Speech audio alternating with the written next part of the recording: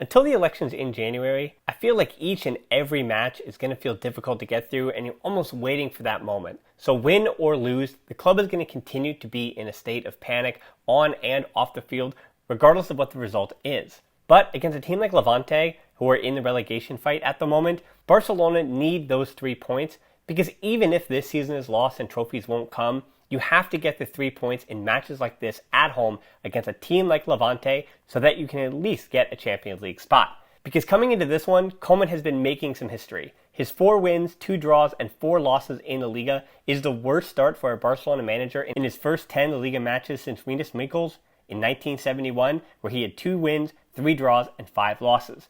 Now, because of Koeman's status as a club legend, socios, for those who might have sided with Bartomeu, which aren't many, and those who've sided with, I guess you'd say, the club, or in this case Messi, who wanted out over the summer, both sides seem to support the idea that Koeman should be given a long leash because he is a club legend. But when you look even at his starting lineup, it's all the ideas that Francesca and I have been talking about through the weeks of what doesn't work, where Braithwaite is up top, and then behind him, the 3 number 10s in Messi, Coutinho, and Griezmann, and then behind them, in that double pivot, De Jong and Busquets, which is something that has made me uncomfortable with the idea of Griezmann, Messi, and Coutinho in front of Busquets because of all the spaces that they leave defensively. And even offensively, there's a lot of redundancy in what they do. And to start this match, Barca looked exactly like you'd expect them to. They didn't find those spaces. They were having a hard time connecting passes. And even in the 13th minute, Marc-Andre ter Stegen saves them as the ball rolls past Araujo. And it could have been 1-0 early on to the visitors. And who knows what would have happened after that. Because Levante defensively weren't doing anything crazy. It was a 4-4-2 mid-block. They were just getting out to whoever had the ball at the time, and they were closing in the space because Barca weren't using any width whatsoever. You had Braithwaite fading out wide. You had Coutinho dropping a bit deeper in the hopes that you could create some space for Messi in the middle. But Braithwaite going wide wasn't necessarily receiving the ball and bringing any defenders out. The defender could just stay in that compact line, and you'd give a little bit of pressure getting out to Braithwaite, but you didn't necessarily have to even think about bringing a second man because of the lack of things that he was doing on the wing, which isn't his position. Braithwaite was actually pretty efficient in this game, mainly when he was cutting in and doing what he was supposed to. When he would stand in between that right center back and the right back and just pull a little bit from Messi so that Messi could get the ball going to his left. So it was a good spot for Braithwaite to be, and that might have been an in-game change that Koeman shouted out onto the field, but Barca's build-up was much better once Braithwaite changed that position. Coutinho, once again, not much to say here, and to a point where I was almost not blaming Coutinho for his efforts today. He was trying to get into those spots. He was playing in between the midfield and the defense. He was picking up in those pockets when Messi was either out to the right or standing along that back line as well. And so Coutinho was in those spots, but he's just too redundant for Messi. And add Griezmann to all of that, and it is just too redundant. Coutinho can never be at his best with Messi and Griezmann in that spot. And I'll say it till I'm blue in the face, but when Koeman puts out a starting lineup like this, you're going to wind up repeating that over and over and over and over again. He also had, that being Koeman, started with Alba and Dest staying at home a bit more, but the fullbacks did begin to push up as the match went on and Barca took more possession. So it was more Barca feeling out the opposition, which against Levante, you hope you get a goal early on because Levante found the match before Barca did, and so the fullbacks had to kind of find their way into the match, if you will. The other thing I noticed tactically in this match was De Jong was pushing forward a lot more, and that wasn't just to press, because at times it was De Jong one of the only ones pressing because Barca didn't really have a full-on press, and it's something we see when you start Braithwaite with Messi, Coutinho, and Griezmann. Once again, in that front four, you don't have a full-on team step in unison. So Busquets to De Jong over the top in the 20th minute, that pass is made because De Jong was getting a little more forward, not only defensively, but offensively. And when De Jong is higher up on the pitch to press, once Barca does turn Levante over, that puts him in a position to help with the attack. And I actually thought that was a useful wrinkle today to have De Jong getting those opportunities. The problem was when De Jong was getting the ball to him over the top, which happened 2 or 3 times, there was nobody in the penalty box. There was no one in the box to receive any ball from De Jong that he was looking to cut back. So that was disappointing to see. 22nd minute, the best opportunity of the first half. It was a set piece, Messi for a Griezmann header. who didn't get it down enough. If that had just hit the ground first, it would have bounced up, and Aitor might have not been able to stop it or get it from going underneath his right arm. Lenglet, meanwhile, on the rebound, can't finish the one time with his left foot, and you can see frustration from him as well. Lenglet is completely out of sorts at the moment, and Araujo as well. Not only offensively, yes, they're not putting the ball in the back of the net, but center backs aren't often expected to do that, and particularly these two aren't necessarily known for putting the ball in the net too often. But on the other side, Lenglet and Araujo, not too great from them as well. Just making, again, simple mistakes. Positioning has not been where it needs to be. And I think it's just chemistry and working together for a long time. It was nice to see PK was back in the stands, but his leadership has been missing on the field. The chemistry between Lenglet and Araujo, or Lenglet and Mingueza, hasn't been up to snuff. And hopefully that gets better over time as the season goes on. And PK obviously is not coming back anytime soon.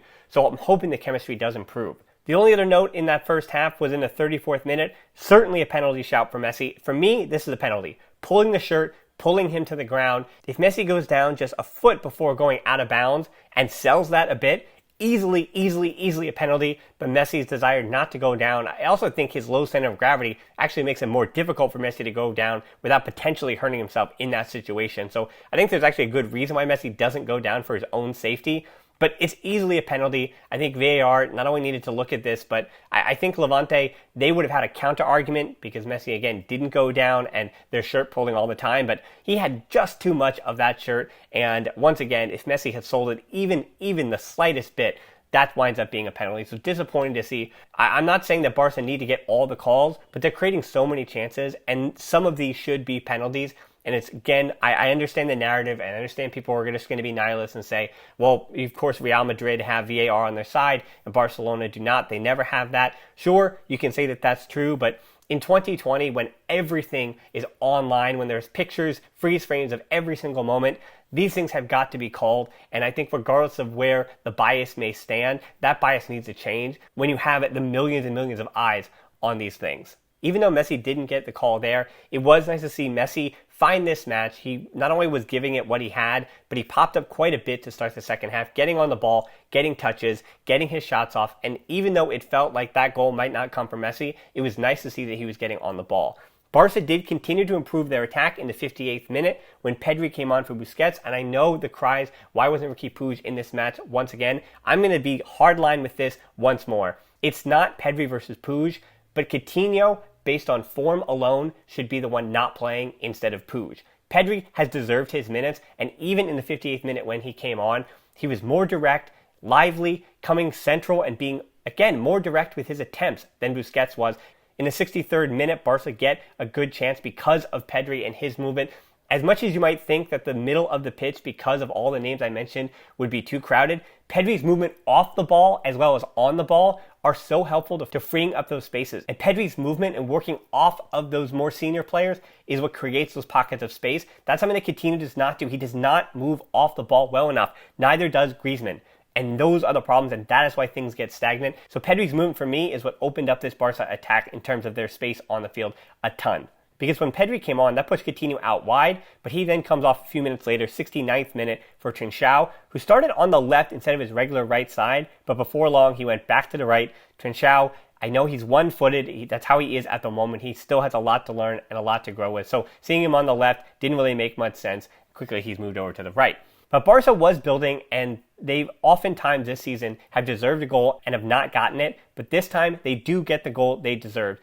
76th minute off the boot of who else but Lionel Messi. It was Braithwaite to De Jong to Messi. 31 shots that Messi had to put to finally get one in the back of the net. Talking about Messi, his 11 shots, 7 on target against Juventus, were the most by any player in the Champions League since the 2002-03 season. And yes, the big number here is that it equals Pele's world record of 642 goals for a single club. But for me, it was just a sigh of relief that Messi, who's been putting the ball on goal, even the shots that he had for Juventus, those 7 shots on target, easily handled by Buffon. The shots he's getting have not been good shots. Another stat against Juventus, his expected goals, 0.5. So just not good enough with the attempts on goal, throwing everything against the wall and seeing what will stick. But today against Levante, it felt like he was building, and it's funny to me that his goal doesn't come on some kind of solo effort. It comes from a build-up that had happened once Pedri had created those spaces, and the ball he receives from De Jong is one that he merely has to worry about not creating for himself, but taking one or two touches and putting the ball in the back of the net.